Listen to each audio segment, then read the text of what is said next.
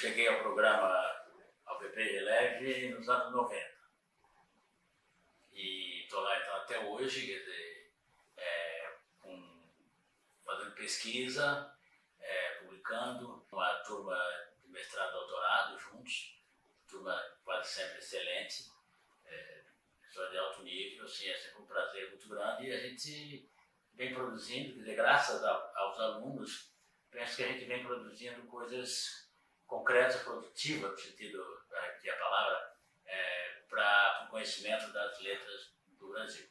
Quer dizer, a minha linha de pesquisa é estudo de narrativa, mas trabalho bastante com literatura, então, contemporânea.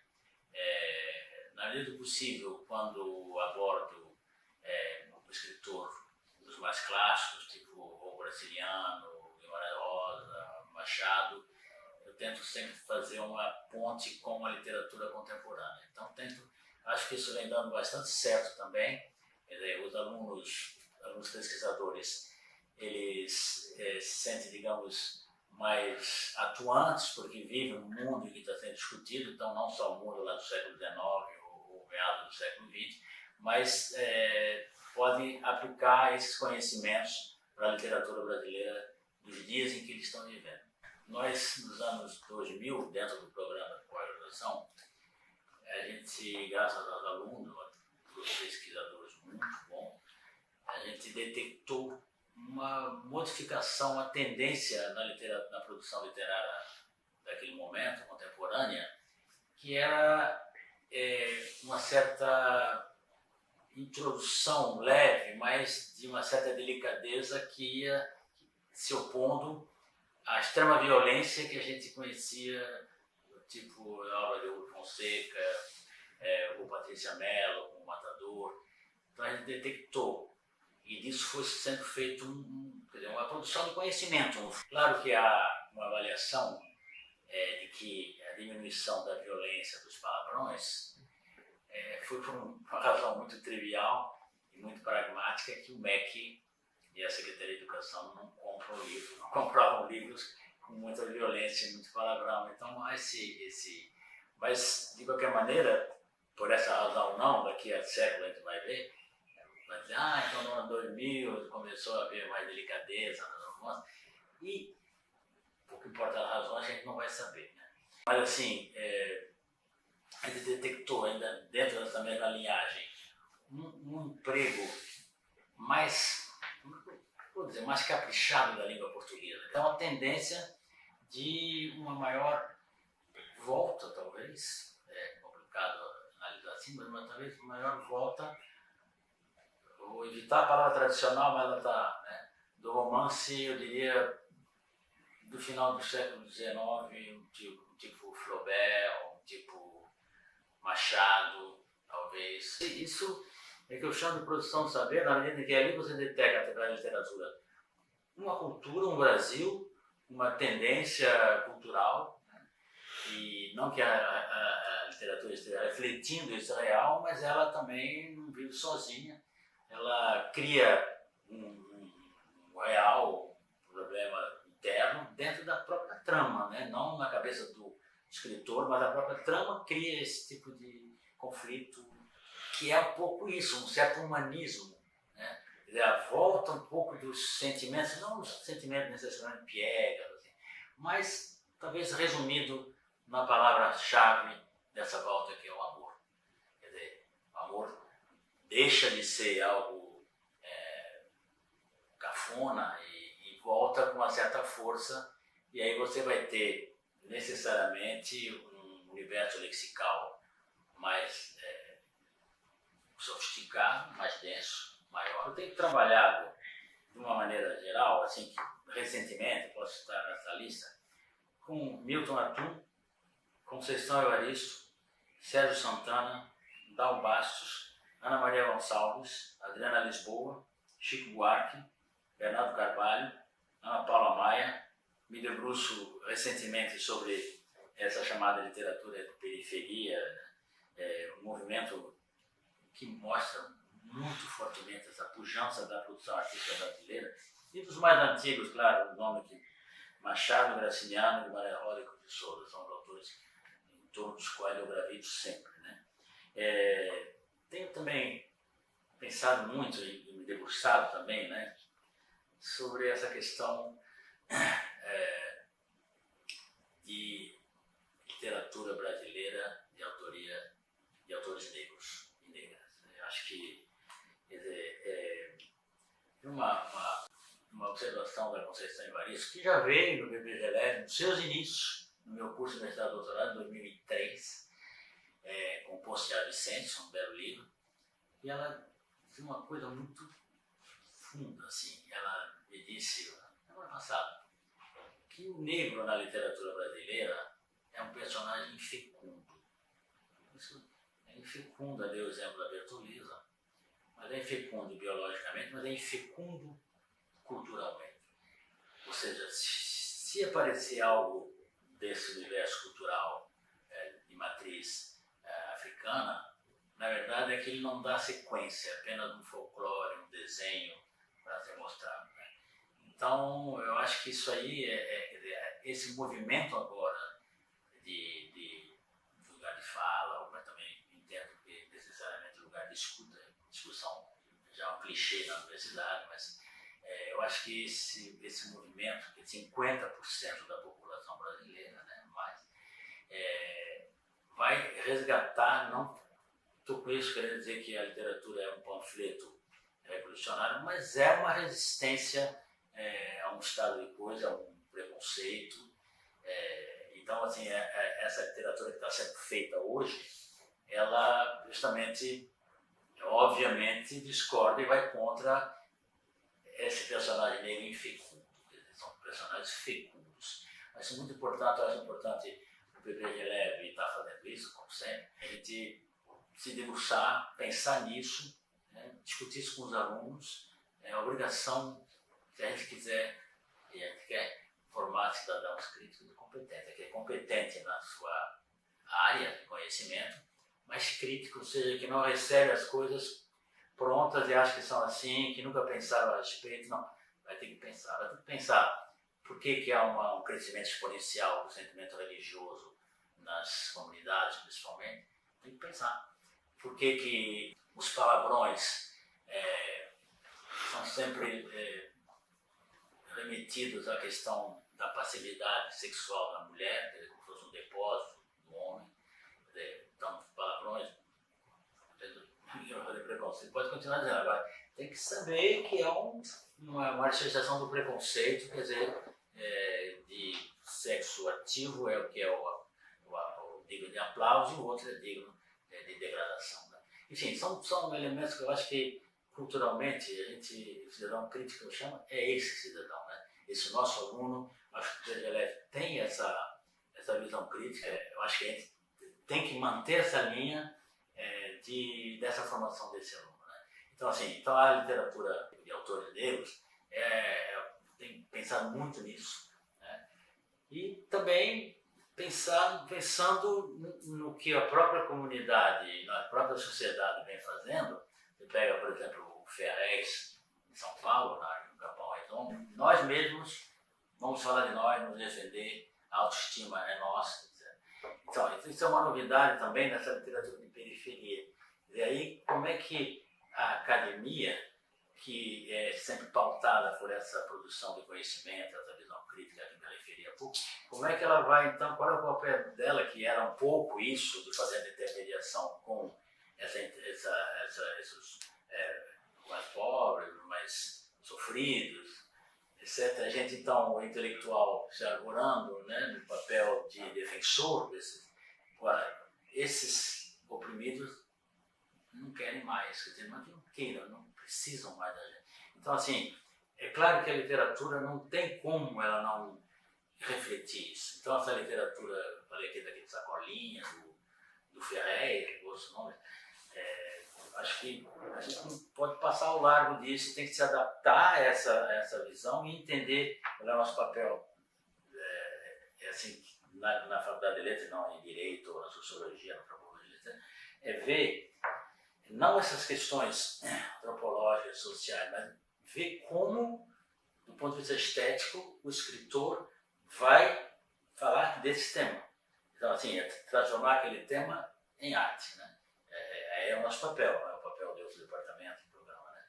Enfim, então estou nessas linhagens, assim, como uma cabeça um pouco como uma pipoqueira, de como é que a gente reage a isso. É a gente tentar entender esse movimento social, né? E voltando, sem fugir da nossa função principal, que é o ensino de literatura, a arte, né? Mas saber que está acontecendo isso na sociedade. Cada vez que vem um autor em na sala de aula dos alunos, ele se sente extremamente prestigiado.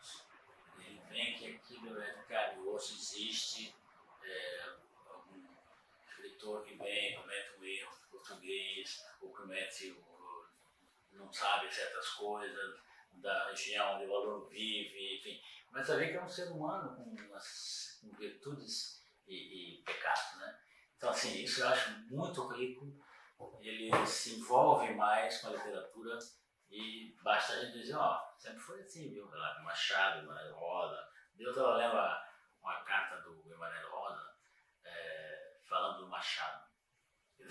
Usando o Machado do ponto de vista crítico, estilístico, etc. Eu gosto que os alunos, quer dizer, veja, naquele momento ali, são pessoas de carne e osso. Estão trazendo pessoas de carne e osso hoje, damos um mundo de postura. Nos anos 70, morando em Paris, eu escrevi um livro experimental chamado Faina de Jurema, com uma característica assim, acadêmica muito interessante, que eu nem sabia que era tão interessante. O Derrida, Jacques Derrida, que era aluno, ele dava umas aulas ao lado de, acho que literatura comparada, umas coisas assim, durante meio semestre. E a gente começou a conversar, tomar um café, embaixo no prato da sua avó, perguntava coisa sobre o Brasil. Enfim, e eu estava montando esse livro, ele não lia português, mas tudo espanhol, todo mundo sabe espanhol, né? Então, assim, ele fez uma proposta, o livro era assim, várias frases, na mesma frase no meio da página, e você virava a página, era aquela mistura de gêneros, vinha uma crônica, mas aquela frase tem uma historinha, que é a historinha da Jurema, que ela foi tomando consciência da casa dela, que tinha um porão cheio de bicho, e até que ela vai, em princípio, o suicídio, que ela não consegue fazer nada. E ele me disse, por que você não põe, ao invés de botar essas frases assim, por que você não pega um formulário real dos Correios e põe, como se fosse um telegrama? E eu fiz. Aí, depois eu vi mais, né, em 80 eu publiquei aqui pela Taurus, mandei para ele, tem uma carta dele depois disso. Aí fiquei os tais 15 anos sem publicar, porque foi quando eu entrei na universidade. E aí tinha esse bloqueio. Quer dizer, você não vai botar uma coisa com palavrão, que o aluno vai ver, uma coisa de sexo, que não sei o que, a mãe da aluna vai reclamar, ou vai errar em língua portuguesa, o colega de língua portuguesa vai reclamar. Então, assim, esses interditos todos vão assim, me inibiram, mas não deixei de escrever, mas inibiram. Aí, em 95, né, eu publico o Bruxo Contestado, que é o que eu ouvia falar desde muito criança, porque eu sou daquela região, e algumas informações, claro, do pessoal da família toda era do lado do exército contra os fanáticos, os revoltosos, né? Meu tio era General Mesquita, que os expoentes desde Canudos, que era jovem, oficial em Canudos, foi contestado logo depois, 20 anos depois. Que representantes, porque foi em 12 a 16.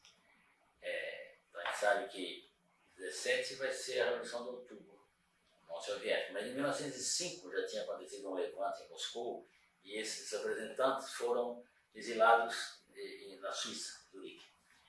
E a importância que eu vejo no contestado é que, segundo meu tio, e ele não ia mentir porque ele era contra isso, é que representantes do Partido Trabalhista Inglês e do Partido dos Trabalhadores Russos de lá mandou emissários para conhecer aquela região que ia se chamar Missões, era então a aplicabilidade do princípio marxista que dizia que, o contrário do que o Marx dizia que ia ser a revolução ia se dar num espaço sindicalizado, mas estava começando a ser na Rússia, que era puro campo, pura região agrícola, um país agrícola. Então, bom, pelo jeito não vai ser na Alemanha, como previsto, vai ser numa região, país agrícola.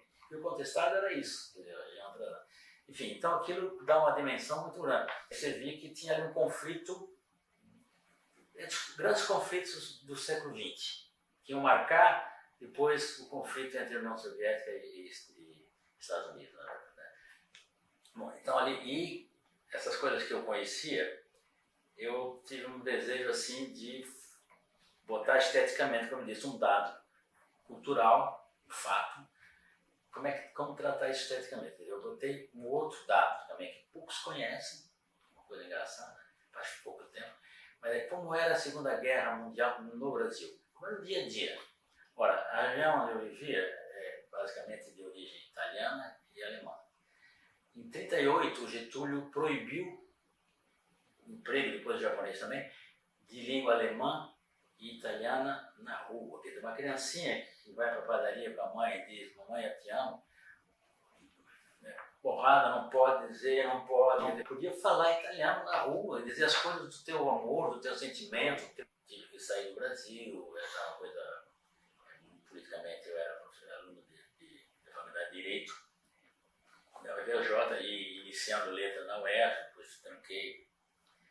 E pessoas muito próximas de mim foram desaparecendo, e inclusive uma namorada minha. Todo mundo sabe que eu faço essas coisas. E aí, assim, eu comecei a escrever um pouco sobre a vida dos exilados em Paris. Mas eu não podia heroicizar isso, porque é uma coisa babaca, eu não acredito. E eu aí, muito leitor também de Machado, quer dizer, eu comecei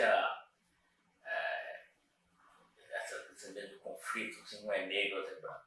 Aí, no caso, é super importante, porque dois macacos velhos, da dor, da guerrilha, etc., são exilados e se apaixonam pela mesma mulher. Coisa clássica, triângulo amoroso. Aí o branco, aquelas crises de ciúme, acaba, na verdade, um dia acusando o outro, ou xingando o outro de negro. Etc. Então, assim, foi toda essa história está tudo lá, como o Lucas contestava, mas assim, eu acho que não tinha que ser partidário, assim, claro que está na cara que não, claro, qual é a posição ali, mas assim, tinha que ter uma linha que era entre a realidade, entre o real, entre a emoção e a razão. Mas isso, a razão política está turbada pela forte emoção do ciúme, do amor, etc. Então o livro é assim, né? Aí, quer dizer, serve um pouco como documento naquele momento, mas é amarrado por uma história de amor clássica, machadiana, referência a Machado toda hora, enfim, essas questões que o movimento vai. Então o livro vem lá o seu caminho, vem fazendo o seu caminho, está traduzido na segunda edição na França, em Paris. Logo depois eu publico, porque os livros estão mais ou menos escritos também. O Marcelino, a Ilha de Santa Catarina, durante a Segunda Guerra Mundial, e eu opto, como eu venho fazendo sempre, por um personagem negro, que é um cafuso, filho de índio e negro, o maior pescador da região, jovem, que vai ser aliciado pela governanta do senador local. É um rapaz virgem, importante isso. Ele vai, quer dizer, cair nessa. Eu fiz toda a documentação da Segunda Guerra Mundial, tudo. E para mim vai ser uma ode assim, à minha cultura catarinense. Aí depois eu publico um livro chamado Oleg os Crones, que tem até um prefácio do nosso colega Ronald, legal, que é um lagarto que passa embaixo da cerca. Todo mundo sabe que o lagarto quebra o rabo e nasce de novo, né? Então quebrou em 8, e esses 8 lagartinhos se tornaram adultos igual a ele, mas só ele vê, ninguém vê. E cada vez que ele quer dizer alguma coisa contra o sistema, ele é diretor de um colégio, não está contente, cada vez que ele vai falar, um dos 8 pega o lugar dele e só elogia. E ele vai ficando, mas ninguém vê, todo mundo acha que é ele, enfim. Então, assim, é uma coisa muito psicanalítica, mas assim, a tomada de posição e a dificuldade que cada um tem de retomar, e então vai essa luta consigo própria, né? Mas do Rio, que também são sempre as mesmas lutas, é a coisa dos indígenas, lá na indígena, luta cultural, porque ela foi alfabetizada desde 5 anos, hoje tem 17, 18, super aluna de colégio de freiras ou de português, que abraçou o mundo com a cultura europeia de língua portuguesa do século XIII, né, mais ou menos o nascimento ali da língua portuguesa.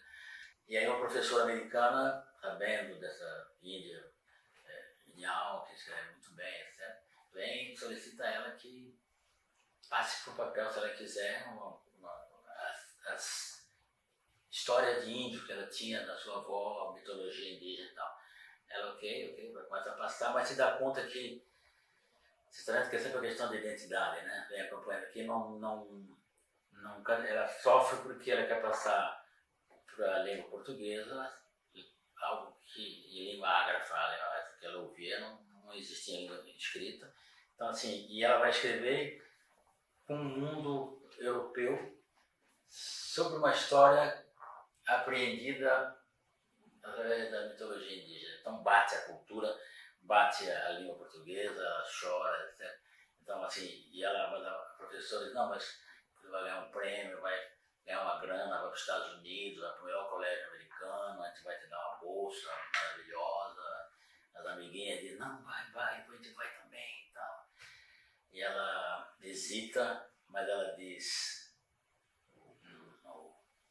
não vou ficar aqui, eu vou lutar pelos indígenas, vou lutar pela região amazônica, né? Então, assim, é sempre um pouco essa defesa dessas minorias. Eu escrevi Ilusão e Mentira, que são 2 contos, um a partir da ideia de Canário, que é um tema muito legal para a juventude, porque fala ali de liberdade, né? A visão, a relativa liberdade que o Canário tem, aquele conto conhecido do Machado, que o Canário diz, não, estou aqui preso, não, você está preso aí. Não, preso não, aqueles 2 ali são meus empregados, está vendo aqui a água, o alpiste, comidinha, todo dia eles põem para mim aqui, maravilhoso. Quer dizer, isso é vida, tá? Enfim, depois aquela coisa vai mudando, ele foge, ele acha que aí que é bom. Então dá uma discussão muito legal. Mas isso é preparar para o segundo, que é a questão do amor. E tem a ver com o que eu falei um pouquinho antes do amor, que é no Dom Casmurro, quer dizer, então a história passada hoje numa comunidade, um traficante, a menina presa, que deu um tiro no olho, ela foi rival, a pergunta, não é pouco no olho, como na captura? Quer ficar pescando aquele olho. E, então, assim, quer dizer, entre o amor romântico, que ela estudou na escola de Alencar, na escola pública de Alencar, mas aí tem um ciúme do traficante, com quem ela fica, depois o traficante vai morrer, ela fica com o outro, mas tem uma concorrente, que é essa menina novinha, e ela vai acabar dando um tiro, e não fui eu, mas ela piscou para mim, enfim, uma questão assim bem atual, tem que puxar sempre da atualidade, lá desde o Bruxo Contestado. Ela então, todo o palavreado de hoje, o jornalístico que você encontra, está lá. Eu publiquei Grito, que é um livro também que eu tenho paixão, porque mistura teatro e ficção, mas tem como personagem uma senhora de 82 anos e um jovem de 19, negro, mas é importante também isso, né? Então, vão alternando o teatro e até com um final dramático, eu vou passar por ele. E acho que foi só, né? Mas tem mais aí no meio. Mas enfim, que eu me lembro foi só isso daí.